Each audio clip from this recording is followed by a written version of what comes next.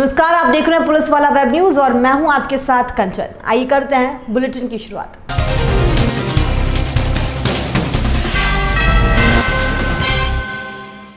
जबलपुर में हवाला के गौरव धंधे से जुड़ी कड़ियां लगातार बेपर्दा हो रही हैं। ओमती पुलिस ने देर रात 3 आरोपियों को हवाला की 35 लाख नकदी रकम के साथ गिरफ्तार किया है, जिनके पुख्ता लिंक गुजरात से मिले हैं। इसके पहले भी ओमती पुलिस ने अक्टूबर 2018 में हवाला का एक बड़ा मामला उजागर किया था। शुक्रवार रात की गई कार्यवाही में पुलिस ने 3 आरोपी उमाशंकर, जितेंद्र और प्रवीण को गिरफ्तार किया है, जो किराए के मकान में रहकर इस गोरंग धंधे को संचालित करते थे।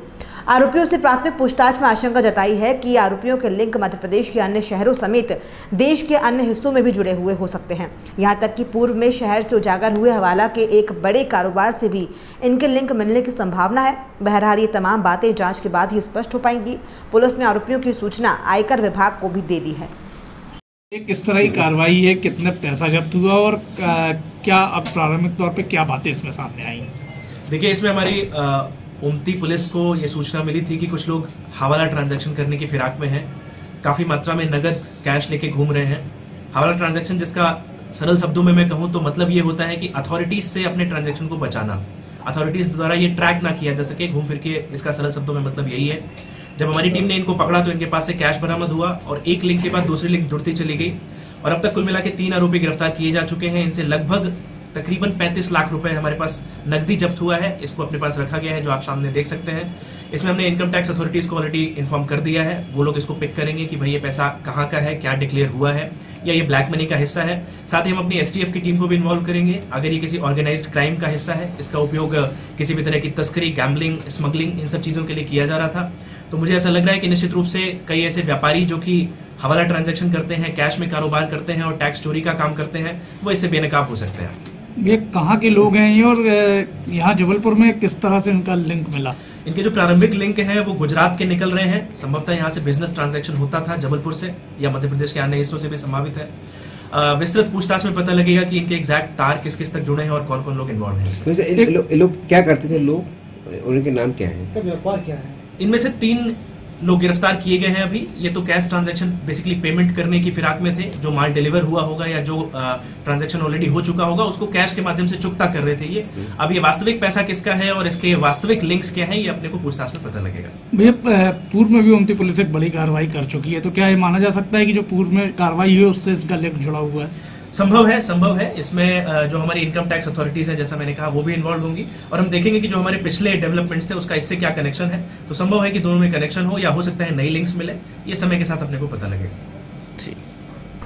गोरखपुर टीआई उमेश तिवारी ने प्रेस वार्ता कर बताया कि मुखबिर से क्राइम ब्रांच को सूचना मिली कि 2 युवक हवाबाग स्टेशन के पास बंदूक बेचने के लिए ग्राहक तलाश रहे हैं, जिसकी सूचना पर तत्काल वरिष्ठ अधिकारियों को अवगत कराते हुए एक टीम गठित कर बताए हुए स्थान और हुलिये के आधार पर दोनों को घेराबंदी कर धर दबोचा। तलाशी लेने पर 2 देसी कट्टे और 2 जिंदा कारतूस जब्त किए गए। पकड़े गए युवकों ने अपना नाम सतीश राजपूत निवासी सरकारी कुआ हनुमान ताल और मोहम्मद साहिद निवासी धोबियाना मोहल्ला गोहलपुर बताया। प्राथमिक पूछताछ में दमोह से हथियार लाना बताया गया है। पुलिस अभी इनसे किसको हथियार बेचे हैं पता लगाने का प्रयास कर रही है। मुखबिर से सूचना प्राप्त हुई थी क्राइम ब्रांच को, तो क्राइम ब्रांच और गोरखपुर पुलिस की टीम ने सतीश राजपूत, जो सरकारी कुआ हनुमान ताल का रहने वाला है, उससे एक देसी कट्टा और मोहम्मद साहिद से एक 315 बोर का कट्टा जब्त किया गया है और इनको कल रात में पकड़ा जाकर अपराध पंजीबद्ध किया गया है। अपराध पंजीबद्ध करके आज न्यायालय में उनको पेश किया जा रहा है। इनको कहाँ से पकड़ा गया? इनका क्रिमिनल रिकॉर्ड है कि नहीं? इनका कोई क्रिमिनल रिकॉर्ड नहीं है और इनको हवाबाग स्टेशन के पास पिस्टल और कट्टा लिए हुए पकड़ा गया। ठीक है, नहीं बता पा रहे हैं। जिनसे आज और पूछताछ की जाएगी, पूछताछ के बाद और इसमें जो भी आएगा आपको बताएगा। क्राइम ब्रांच और गोरखपुर पुलिस की टीम ने एक 5,000 रुपये का इनामी बदमाश गोलू चौरसिया, जो गोरखपुर का ही रहने वाला है, उसको पकड़ा है। उसके ऊपर पुलिस अधीक्षक महोदय के द्वारा 5,000 रुपये का इनाम पूर्व में घोषित किया गया था। गोलू चौरसिया धारा 307 अटेम्प्ट टू मर्डर में आरोपी है, जिसको कल रात को गिरफ्तार किया गया है। आज उसको न्यायालय पेश किया जा रहा है, तो उसका पूर्व का क्रिमिनल रिकॉर्ड भी है। 2 अपराध उसके ऊपर पूर्व से पंजीबद्ध है। मंडला के रपटा घाट में आज मकर संक्रांति के अवसर पर लाखों श्रद्धालुओं ने डुबकी लगाई। यहाँ पर मध्य प्रदेश और छत्तीसगढ़ के बहुत सारे लोग आते हैं। आज सभी ने नर्मदा स्नान किया। त्रिवेणी संगम मकर संक्रांति का मेला शुरू हो गया। कई प्रांतों के लोग यहां स्नान करने आते हैं, जिनके भोजन और चाय की व्यवस्था नर्मदा त्रिवेणी संगम सामाजिक धार्मिक विकास समिति के द्वारा अनवरत 2 दिवसीय भंडारे का आयोजन किया जाता है। वह साई समिति के द्वारा चाय वितरण किया जाता है। नगर पालिका द्वारा घाटों की विशेष साफ सफाई, घाटों की सफाई, बिजली, पेयजल की व्यवस्था रहती है। वहीं पुलिस द्वारा भी सुरक्षा का ध्यान रखा गया है। स्नान के समय कोई अप्रिय घटना न घटे, इसके लिए होमगार्ड नगर पालिका के गोताखोरों की व्यवस्था की गई है।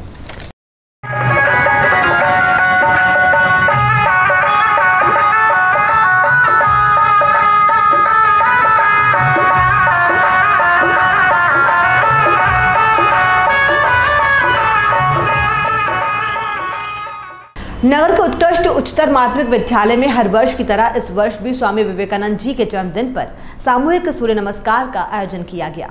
कार्यक्रम में लगभग 800 बच्चों ने भाग लिया। वहीं स्कूल परिषद में सभी स्कूलों के प्राचार्य और शिक्षक शिक्षिकाओं के साथ नन्हे मुन्ने बच्चों की उपस्थिति दर्ज रही।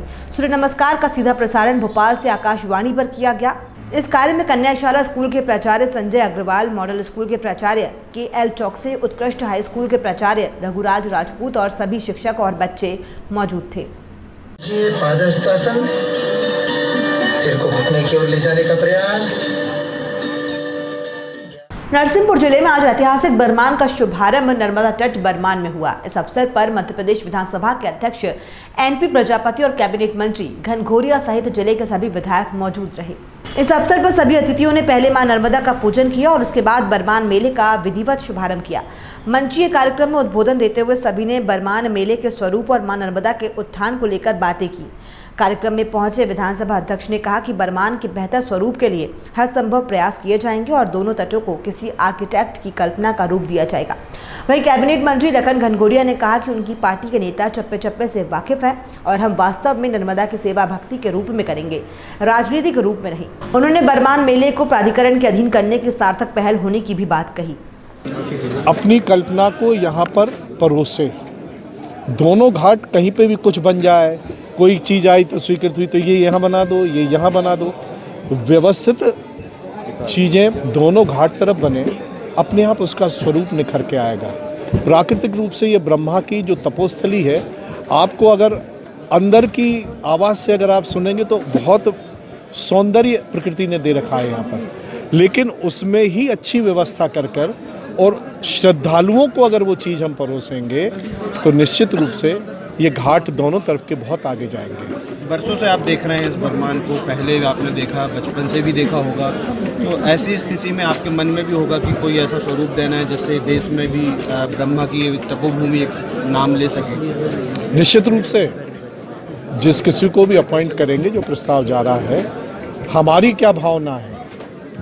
गरियाबंद जिले के राज्य में मुख्यमंत्री भूपेश बघेल पटेल समाज द्वारा आयोजित प्रदेश स्तरीय युवक युवती परिचय सम्मेलन और शाकंभरी महोत्सव में शामिल होने राज्य में पहुंचे। इस मौके पर समाज के 3 जोड़ों का आदर्श सामूहिक विवाह कराया गया। मुख्यमंत्री ने नव दंपतियों को आशीर्वाद देकर नए जीवन की शुभकामनाएं दी। मुख्यमंत्री के साथ मंच में राज्य विधायक अमितेश शुक्ला, महासमुंद लोकसभा सांसद चंदूलाल साहू, पूर्व राज्य विधायक संतोष उपाध्याय और प्रदेश कोसरिया मरार समाज के प्रदेश अध्यक्ष सहित तमाम पदाधिकारी मौजूद थे। समाज अध्यक्ष ने मुख्यमंत्री से समाज के व्यक्ति को निगम और मंडलों में स्थान देने की मांग की। महोत्सव में प्रदेश भर से हजारों की संख्या में समाज के लोग शामिल हुए। मुख्यमंत्री भूपेश बघेल ने शराबबंदी पर कहा, उल्टे जवाब देते कहा कि शराब सरकार बंद नहीं कर सकते, पर लोग शराब पीना ही छोड़ देते तो स्वतः ही शराब की दुकानें बंद हो जाएंगी। अगर सरकार शराब बंद कर दी है तो पीने वाले मूल्य से ऊपर खरीद कर पीने लगेंगे। सरकार किसानों के लिए बहुत सारी योजनाएं लाएगी और गाय को खुला भी छोड़ना नहीं पड़ेगा। सरकार चरवाहे को वेतन देगा, साथ साथ कांग्रेस सरकार जनता पर खरा उतरेगी। वहीं राजिम पुन्नी मेला पर कहा कि मेला होगा, साधु संतों को निमंत्रण देंगे और पहले की भांति सांस्कृतिक कार्यक्रम होगा। देश में 4 कुंभ है और शास्त्रों के अनुसार ही है। राजिम पुन्नी मेला का नाम ही बदले हैं और कार्यक्रम यथावत चलती रहेगी। सम्मान किया जाए। आइए अब हम चलते हैं स्वागत सम्मान की ओर। जय जय शाकंभरी, मरार समाज की टॉप पहचान, मरार समाज की। कोहिनूर ऑलवेज ब्राइट द्वारा अध्यक्षता वैशाली पुंछी और कार्यक्रम संयोजक नीलम नरवानी की संयुक्त अध्यक्षता में एक स्थानीय होटल में पंजाबी थीम स्पेशल रंगीला पंजाब के साथ लोहड़ी और संक्रांत पर्व मनाया गया। सबने लोहरी माता के रेवड़ी मूंगफली डालकर परिक्रमा की और समाज की सुख समृद्धि की कामना की। वहीं सबने मिलकर एक दूसरे को तिल के लड्डू खिलाए। पूरा माहौल मानो मिनी पंजाब जैसा महसूस हो रहा था। कहीं ढोल के नगाड़े पर नाचे सदस्य तो कहीं सबने मिलकर उड़ाई पतंग। पंजाबी कुड़ी और पंजाबी मुंडा के परिधान में आए सभी भोजन भी टीम के अनुसार सरसों का साग और मक्के की रोटी रहा। कार्यक्रम संयोजक नीलू ने बताया कि कोहिनूर सर्वधर्म सम्मान में विश्वास रखता है।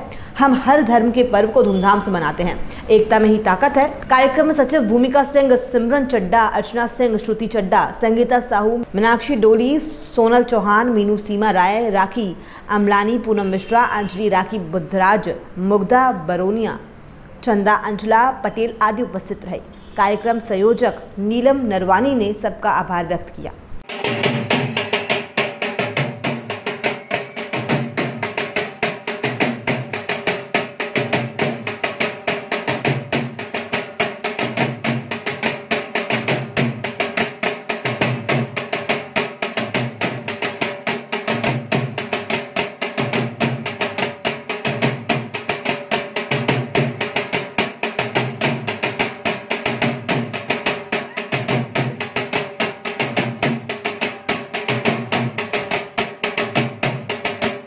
रविवार को अरनौद उपखंड के राष्ट्रीय स्वयंसेवक संघ के कार्यकर्ताओं द्वारा अरनौद नगर में पथ संचलन का आयोजन किया गया। पथ संचलन की शुरुआत शिव पैलेस से हुई, जो नगर के सभी मार्गों से होते हुए तहसील स्टेडियम अरनौद में समापन हुआ, जिसमें सबसे आगे बुलेट, फिर स्वयंसेवक घोष, ध्वज वाहिनी, फिर घोष, आखिरी में 2 बुलेट चल रही थी। कार्यक्रम जिसमें मुख्य अतिथि विभाग प्रचारक मनोज प्रताप सिंह और जिला संघ चालक सीताराम डांगी आदि अरनौद उपखंड के आसपास और नगर के सभी कार्यकर्ताओं ने पूर्ण गणवेश में भाग लिया, जिसमें 400 से 500 के बीच कार्यकर्ताओं ने दंड के साथ उपस्थित रहे।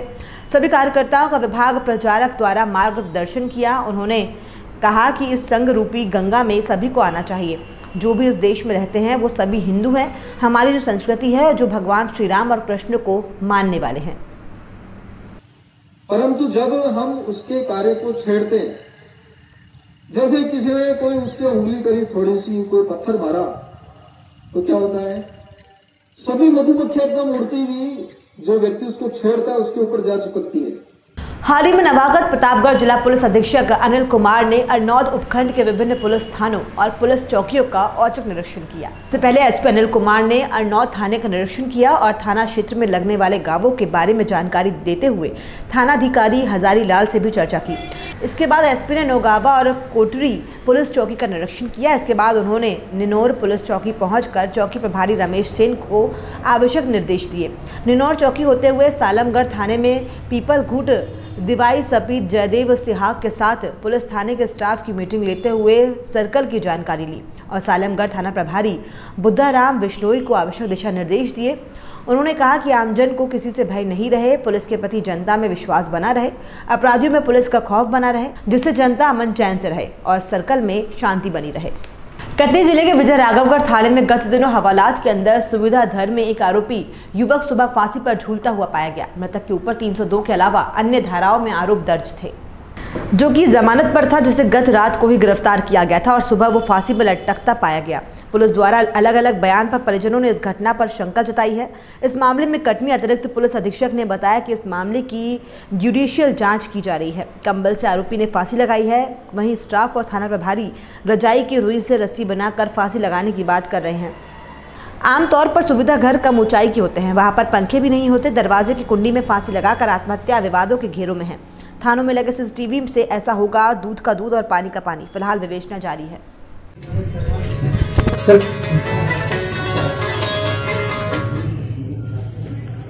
सर ये घटना के बारे में बताएं। ये घटना सुबह की है। उसमें अभिषेक नाम के व्यक्ति ने थाने में फांसी लगा ली है, जिसके संबंध में जुडिशियल इंक्वायरी संस्थित की जा रही है। उस इंक्वायरी में जैसा भी तथ्य आएंगे उसके आधार पर अग्रिम कार्रवाई की जाएगी। सीसीटीवी कैमरे में सब वो जांच के विषय हैं, जज साहब वो देखेंगे, सब उनके हैंडओवर है। महासमुंद लोकसभा के सांसद चंदूलाल साहू के गृह ग्राम में हाई स्कूल के बच्चे स्कूल भवन के लिए तरस रहे हैं। जिला गरियाबंद के फिंगेश्वर ब्लॉक के टेका ग्राम वर्तमान सांसद चंदूलाल साहू के पैतृक गृह ग्राम है। टेका क्षेत्र की जनता और गृहग्राम की जनता बड़े ही आस लगाकर चंदूलाल जी को एक बार विधायक बनाकर विधायक बनाया और 2 बार सांसद पद पर बिठाया है, पर उन्हीं के गृहग्राम की जनता और बच्चे हाई स्कूल के लिए तरस रहे हैं। सांसद महोदय गांव के होने के कारण गांव वाले आस लगाए बैठे हैं, पर आज प्रयत्न उनकी समस्या का हल नहीं हो पाना है। सांसद चंदूलाल साहू के गृहग्राम में हाई स्कूल खुले तो कई साल हो गए हैं, पर आज भी बच्चे भवन के लिए तरस रहे हैं। हाई स्कूल से हायर सेकेंडरी हो चुकी है, फिर भी ये वहाँ के बच्चे प्राइमरी स्कूल भवन में बैठकर पढ़ने को मजबूर हैं। स्कूल के लिए अतिरिक्त भवन तो 30 लाख के बजट में बनाया गया है, लेकिन 4 वर्षों में ही जर्जर होकर गिरने को तैयार है। गौरतलब है कि भवन ठेकेदार द्वारा इतना स्तरहीन बनाया गया है कि 4 वर्षों में ही भवन में जगह जगह भारी दरारें आ गई हैं।